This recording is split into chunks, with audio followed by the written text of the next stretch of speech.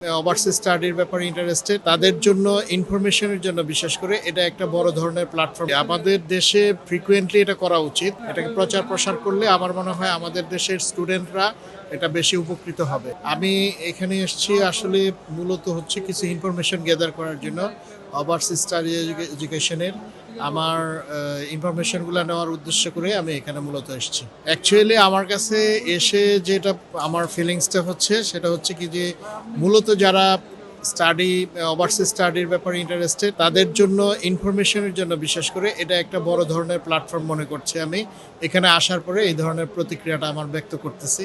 পাশাপাশি আপনি দেখে থাকবেন যে বাংলাদেশের মধ্যে যারা স্টুডেন্ট বিশেষ করে যারা আইএলস করে বা আইএলস ছাড়া বিদেশে যেতে চায় তাদের জন্য এখানে যে কাউন্সেলিংগুলো পাচ্ছে সেই ইনফরমেশনগুলো সেগুলো খুবই গুরুত্বপূর্ণ মনে করছে এবং তাদের জন্য অনেক উপকারে আসবে এটা আমার মনে হচ্ছে আর কি।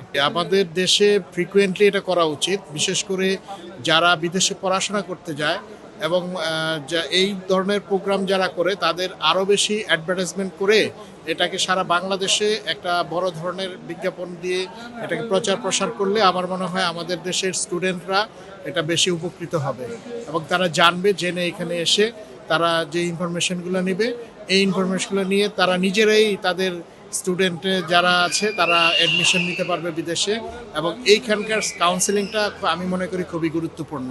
এই জন্য এটা বারবার করা উচিত খুবই শীঘ্রই।